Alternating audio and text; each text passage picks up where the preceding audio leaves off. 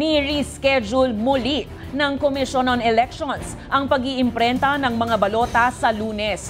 Kasabayan ng pagbawi ng Senate bid ng vlogger na si Norman Mangusin o mas kilala bilang Francis Leo Marcos.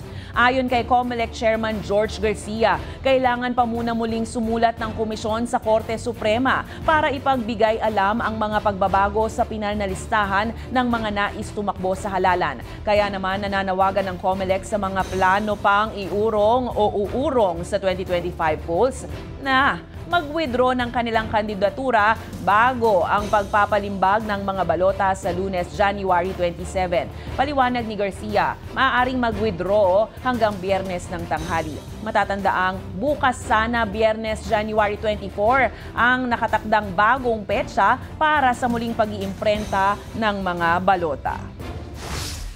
In fact, handa na sana yung sulat ko ngayon. Ipapadala sa ating kagalang-galang na punong maestrado para ma-inform sila na tayo ay magtutuloy na ng imprenta ng balota bukas. Pero siyempre, hindi na muna maitutuloy yung ating sulat na yan sapagkat kinakailangan na naman namin baguhin nga yung listahan ng mga kandidato. So,